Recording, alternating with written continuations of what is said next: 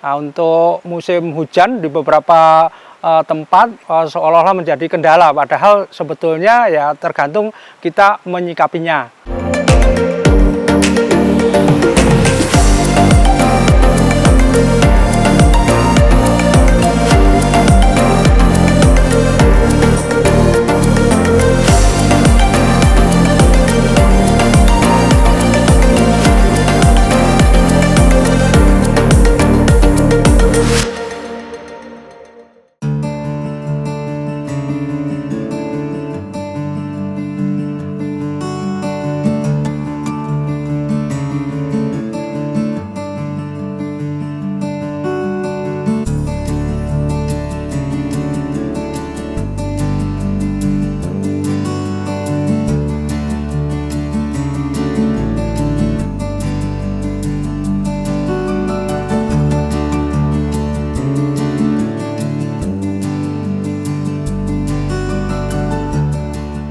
Terima kasih, kita akan membicarakan mengenai musim hujan.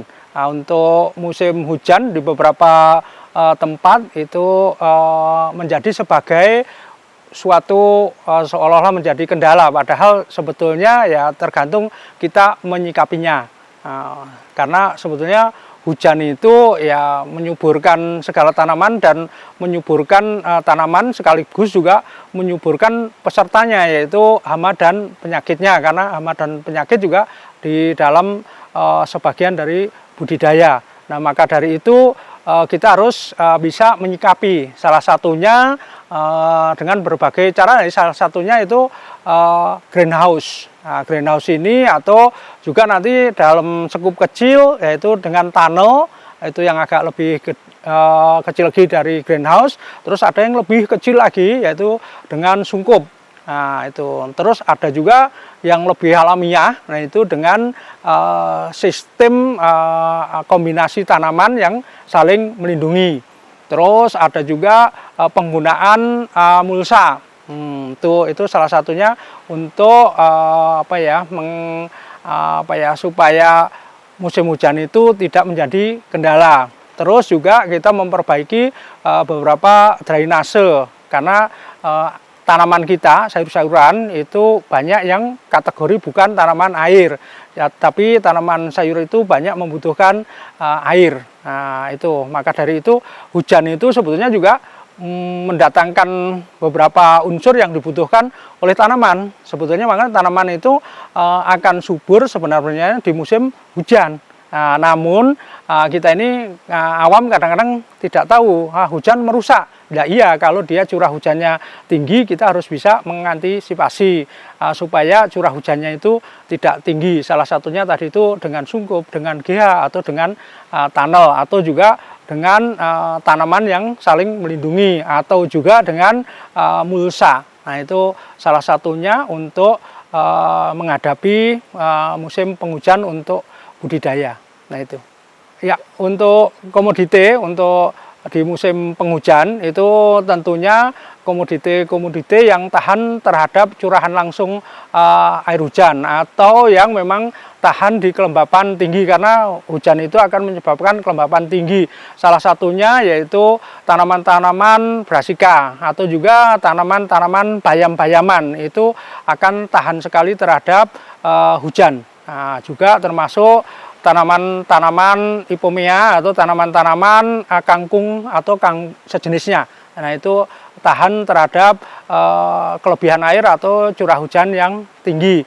Namun yang lainnya juga bisa, karena kita ada upaya tadi untuk perlindungan tanaman, baik menggunakan fisik yang tadi itu kita sebutkan, ada beberapa tunnel atau segala macam yang kita sebutkan tadi.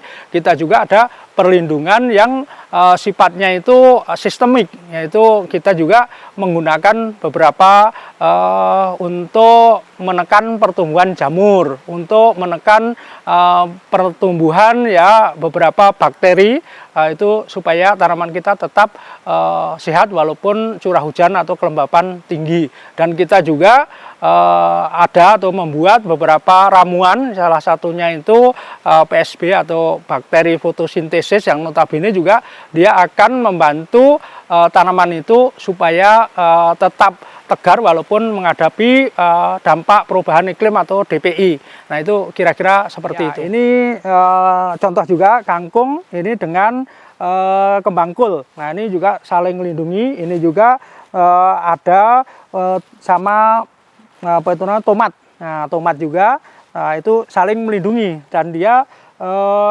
beda jenis. Jadi semuanya itu akan saling melindungi sehingga akan terjadi seperti ini. Jadi tidak ada gangguan atau hama penyakit yang mengganggu atau merusak.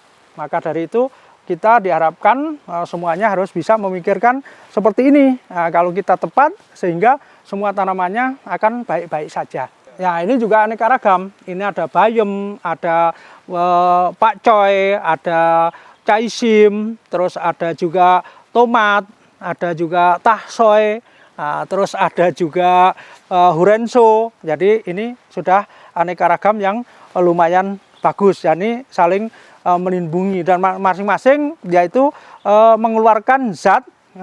Itu beberapa zat, salah satunya juga ada alilopati, ada yang lainnya juga. Nah itu sehingga saling melindungi, saling supaya tidak berebutan. Dia sudah punya masing-masing wilayah. Jadi dia ini sudah misalkan ini hurenso, dia sudah mengeluarkan alilopati yang apabila ada tanaman di sekelilingnya dia akan mati kalau apabila terkena alilopati tersebut. Misalkan ini juga ada pakcoy mininya. Nah ini kan pakcoy mini ini bisa terlindungi oleh tomat. Nah tomat ini juga mengeluarkan beberapa zat. Ini ada capsaicin yang ada di dalamnya, itu juga bisa melindungi. Nah kalau orang di luar sana itu diambil terus diekstrak segala macam, diambil sebetulnya hanya ngambil beberapa zatnya untuk perlindungan tanaman. Nah ini juga salah satunya beberapa kombinasi komoditi ini juga sama. Ini masing-masing. Ini bahkan ada juga yang komoditi bisa merambat. Ini salah satunya Kyuri ya. Ini timun Jepang. Ini juga sama-sama dia masing-masing saling melindungi. Nah ini kalau misalkan komposisinya tidak seperti ini akan muncul pengganggu tanaman lain, yaitu berupa bisa jamur, bisa serangga, bisa juga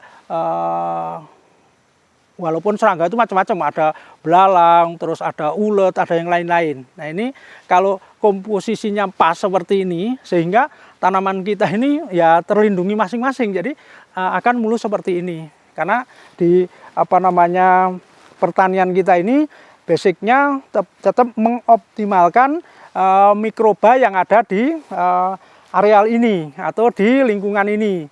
Jadi ini kalau kita cek, ini mikrobanya banyak sekali. Ada mikroba yang bisa merubah, misalkan itu unsur N, yang N-nya tadinya itu tidak bisa terpakai, jadi bisa terpakai seperti itu. Terus kita juga menggunakan beberapa bakteri, ada juga yang bakteri fotosintesis atau PSB, terus ada juga bakteri-bakteri yang lain dan jamur-jamur yang lain yang kita komposisikan sehingga juga sama saling membutuhkan atau saling mengeluarkan zat atau istilahnya itu bisa menguraikan beberapa zat, terus dia juga makan sehingga mengeluarkan beberapa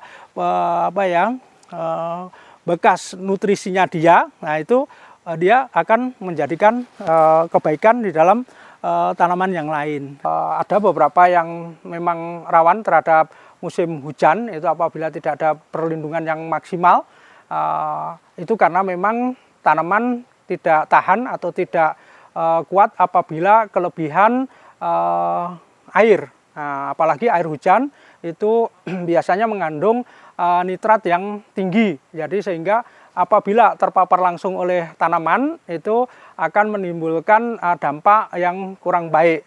Apabila tanamannya kurang kuat, dia akan menimbulkan beberapa jamur sehingga itu menjadi gangguan terhadap pertumbuhan tanaman itu sendiri.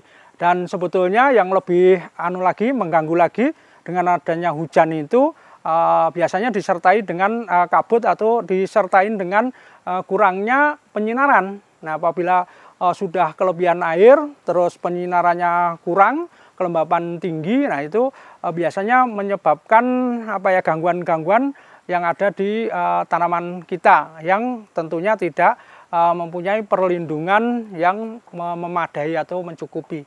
Maka dari itu wajib kita harus melindungi tanaman kita. Maka dari itu kalau di luar tetap di musim hujan ini produktivitas atau optimalnya tanaman itu pasti berkurang. Ayo teman-teman yang di luar sana, kita tetap optimis walaupun di musim hujan, kita tetap semangat untuk selalu produktif.